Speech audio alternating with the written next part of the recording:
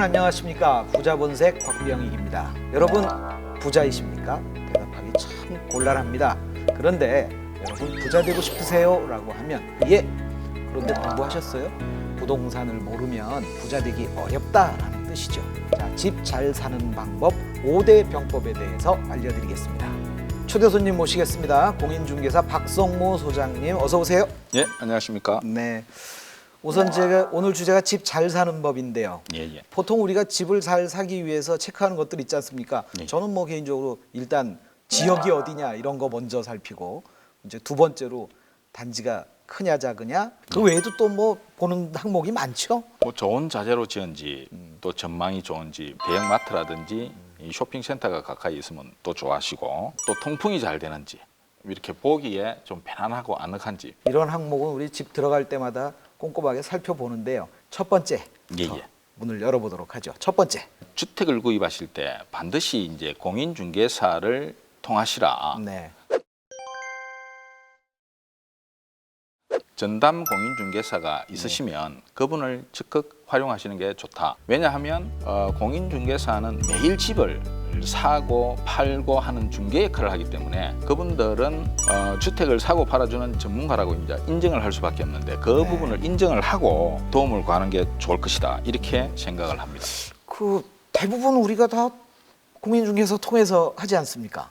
직거래로 음. 이렇게 주택을 구입하시고 집도 직구를 한다고요? 예, 그렇습니다. 오, 놀랍네. 그거 상당히 용감한데요. 제가 봐도 위험 부담은 있다라고 보는데 별 탈이 없으면 좋겠지만 꼼꼼하게 이제 살피지 못한 부분은 틀림없이 있을 수 있다고 보기 때문에 구입하고자 하는 주택 근처에 있는 공인중개사나 내지는 전담 공인중개사를 통해서 주택을 구입하시면 많은 실수를 줄일 수가 있다.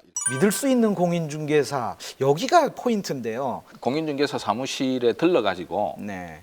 이것저것 문의도 해보고 그 공인중개사에게 신뢰가 간다 안 간다 대충은 판단이 설 수가 있거든요. 네. 그분들을 통해서 구입하시면 상당히 시행착오를 줄일 수 있다 이렇게 보겠습니다. 자, 공인중개사 선정이 끝났습니다. 예. 자, 아주 믿을 만한 분을 만났어요. 그러면 이제 충분한 시간적 여유를 가지고 주택을 구입하려고 이제 계획을 세우시는 게 예. 상당히 효율적이다. 뭐 단지 형태나 뭐 장소 이런 것들을 일일이 다 살펴본 후에 예. 그런 것들 충분히 협의해서 조건을 미리 그러면은 그 긴 시간 동안 공인중개사가 충분히 협상을 하라는 얘기인가요?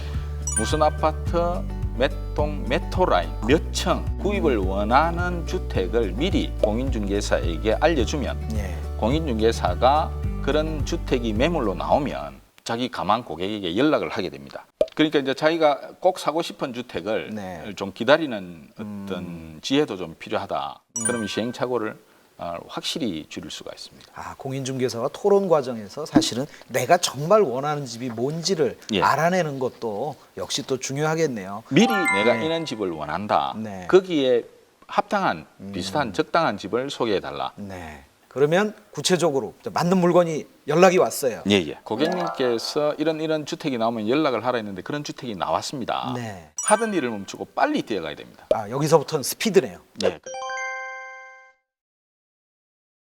공인중개사와 같이 예. 주택을 방문해서 꼼꼼하게 살펴보고 점검을 하는 작업이 필요합니다. 사시는 분이 있는데 예. 띵동 누르고 들어가서 집을 꼼꼼히 구석구석 막 이렇게 보는 게 쉽지 않습니다.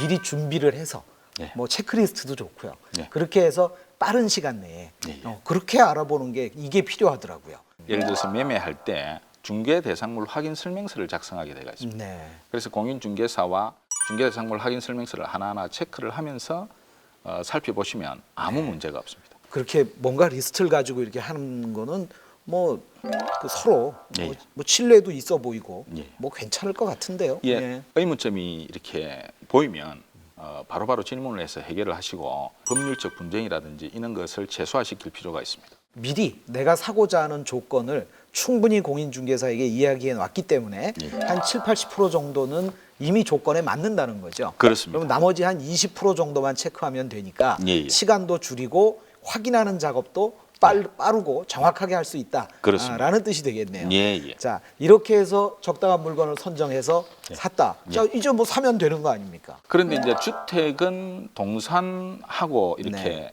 달라서 예. 많은 사람들이 알아볼 수 있도록 공시를 해야 되는 작업이 있습니다. 네. 그것이 이제 소유권 이전 등기입니다. 근데 요즘에 뭐 법무사한테 그냥 맡기고 체크 잘 안 하지 않습니까? 내가 이 집을 샀고 소유권자이고 그리고 대출을 얼마 받았다.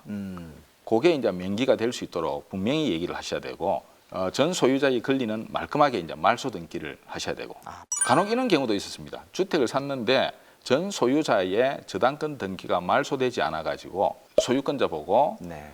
이자를 갚으세요. 이런 경우도 있었거든요. 어이구, 그러면 많이 놀라겠는데요. 잔금을 치르고 나서 등기 과정에서 예.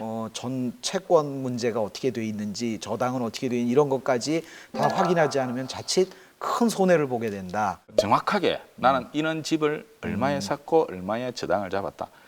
법무사에게 정확하게 이야기를 해서 그렇게 정확한 내용이 등기되도록 잔금이야 뭐 전문가들이 잘 알아서 하겠지 이런 생각도 좀 가지고 있고 그러다 보니까 사고가 덜어 발생하는 경우가 있는데 그런 대형 사고가 나지 않도록 등기 과정을 챙겨야 된다는 말씀이고요. 그러면 이제 실제로 이제 자신이 구입한 집에 들어가서 생활을 하게 되는데 네. 생각지도 못한 하자가 발생될 수가 있습니다. 새 집이 아니고 그냥 살던 집에 들어갔는데도 뭐 이를테면 뭐 누수가 있다거나 그렇습니다. 꼼꼼하게 살피고 등기도 하고 사는 과정에서 이렇게 하자가 발견된 경우 그런 하자까지 이제 다 치유를 하고 살아야 이제 완전한 내가 집을 샀다라고 이렇게 볼 수 있는 거죠. 결국은 우리가 보통 하자 보수는 새 아파트의 경우 네. 그럴 때 그 집을 그 시공한 회사에 뭐 이렇게 하고 그렇게 많이 하잖아요. 네. 근데 살던 집을 이렇게 샀을 경우는 잘 모르는데 거기도 역시 그 하자 보수를 청구할 수 있군요. 하자 보수를 청구할 수 있습니다. 민법에 네. 매도인의 하자 담보 책임이라고 정확하게 명시가 되어 있기 때문에 네. 그 규정에 근거해서 네.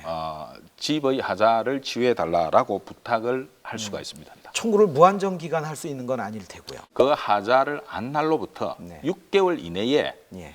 청구를 하라라고 이렇게 되어 있습니다. 어. 집을 싸게 팔기 때문에 주택의 하자에 대해서는 절대 이의를 제기하지 않는다. 뭐 이런 네. 식으로 특약을 달면 매도인의 하자 담보 책임이 배제가 되거든요. 이제 집을 사시고자 할 때는 매도인의 하자 담보 책임이니 뭐니 하는 그런 규정 자체를 입 밖에 꺼내지 않고 가만히 있다가 네. 하자가 발생하면 아하. 당연히 청구할 수 있는 권리이기 때문에 네. 매도인의 하자 담보 책임을 언급 안 하시는 게 좋죠. 매수인 입장에서는.